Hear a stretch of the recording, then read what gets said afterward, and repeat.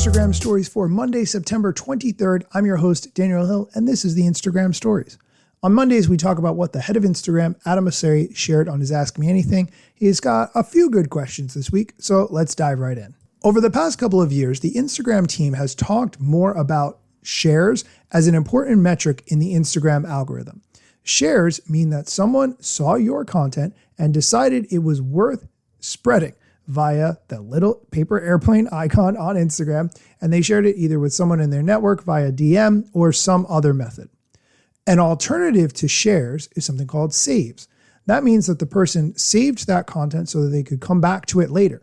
They may have their saves organized into collections, different groupings. Maybe they have places to eat or places to go on vacation or important tutorials to learn from, or whatever collection they've created. They might share that collection with other people, but they've saved your post so that they can come back and look at it later. The question for Adam Mosseri: can you track the number of saves your post receives? The answer to that is yes, but what's really annoying is you have no idea who saved it or who shared it. I dislike that. You can actually. If you go to Insights for any specific post, you can see not only how many people have liked or commented or sent it to a friend, but you can also see how many saves it has and how many follows you gained from that post. Personally, one of my favorite features of Instagram is the fact that you can tell exactly who watched your story. That's what makes stories unique in that respect. It would be incredibly beneficial if you knew who was sharing your post or who was saving your post. Instagram does not give that ability. Hopefully one day. That would be really nice. Okay, let's talk about a new feature that Instagram rolled out recently: teen accounts. This is all about keeping teens safe on Instagram and having their profiles be private by default.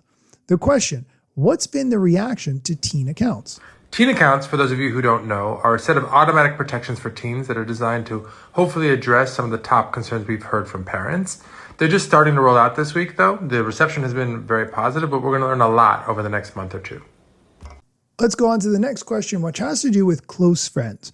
If you're not familiar, Close Friends lets you create a VIP list of people who you want to see your content, and then you can share it directly to that Close Friends list, and other people cannot see your content. So, for instance, if you have an Instagram account that you use for your business or your creative endeavors, but you still want to share some things with your inner circle, instead of your business contacts, you want your actual friends to see it. Well, in that case, you could use the Close Friends feature and share directly to your stories with only those people who are in that list of close friends being able to see that story. Now, the question: will someone know if I add or remove them from my close friends list? No, there's no way to know. You don't get a notification that you're on. You just see that the story has a little green ring around it, and that's how you know you are in the inner circle. No, we don't notify people when you add them or remove them from your close friends list, but if you do post something to your close friends, it'll be marked as such to your close friends. So you can find out that you're on someone else's close friends list when you see their story with the close friends ring or their feed post with the close friends badge. But we don't let anybody know if you have added them by proactively notifying them, and we certainly don't let anybody know if you remove them from the list. You know, he said something there that I forgot. I forgot that there's a close friends feed. I personally never look in there, so I wonder if my friends have been sharing content to that feed and I've never seen it. But that's a question for another time. The next question: what should we share on our stories? Typically, you would want to share behind the scenes content, but I think you also need to understand that stories are now switching to a more conversational tone, with people being able to leave comments on stories. That's a little bit of a different direction than stories have been historically. There's not one perfect answer to this question, but in general, stories is a great place to share behind the scenes type content. So I'd like to use it to show what it's like to go on TV, but I actually post the clip from being on TV separately as a feed post. Or, for a musician, maybe the green room. For a actor, maybe what it's like to rehearse. Things that kind of are like a sneak peek into what it's like to be in someone else's life. Those tend to do the best. I want to say for the record that I think the vast majority of Instagram users have absolutely destroyed stories in a way that I do not like at all. So many people see good content they like on Instagram and share it to their story. Maybe it's a funny meme or a silly video or something like that, and then their followers can see it. I do not like that being a use of stories. I want to see you on your story. I am watching your story because I want to see what you are doing. Sure, you can make the argument that by sharing funny content that you enjoyed, it's showing me you. I get that. I do. But fundamentally, I would much rather see you walking around or going about your day or planning things or whatever you are doing rather than something that you found funny or interesting on the internet. That's just my opinion.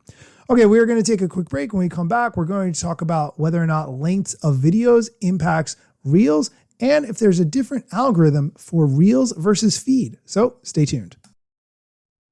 Welcome back. Let's get into the next question. Does length of the video itself impact the views? I think this is a very interesting question. My rule of thumb historically has always been to tell people shorter is better, in the sense that don't make a video that's the maximum length the platform allows just because you can. Just because Instagram lets you make a reel up to 90 seconds does not mean that you should just waste time in that reel just because you could. If you could tell that story in 6 seconds or 15 seconds or whatever, and the point is clear, in that case, definitely make it shorter. Use every second to make an impact. You can have a little bit of fluff, of course, but don't just waste people's time because attention spans are short and they will swipe on to the next thing. I have more opinions and views on this, but I'm going to let Adam go first. It can, yes. In general, we are a better platform for short form videos than long form videos, but we don't have a hard rule where something like 15 seconds is better than 30 seconds. We look at things like how many people liked the video you saw, what percentage of the video that they watched. But I think in general, particularly if you're looking to have your content recommended to people who don't follow your account, keeping your video under 90 seconds is going to help. But there isn't a hard rule where like every second less is better. That's not the case. You should figure out how to tell the story you want to tell the story. I disagree with his overall answer. I think fundamentally you want to attract people to your account by doing shorter videos. I would say 15 to 20 seconds is the optimal time. And then once they maybe have seen your content, are deciding whether or not to follow you, that's where you would have the 30 to 45 second videos. So that they're getting a little bit more invested in you and the content that you create.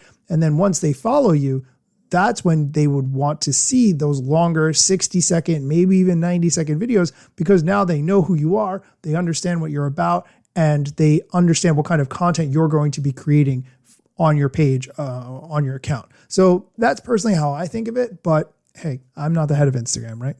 Okay, let's go on to the next question. Is there a different algorithm for Reels and feed?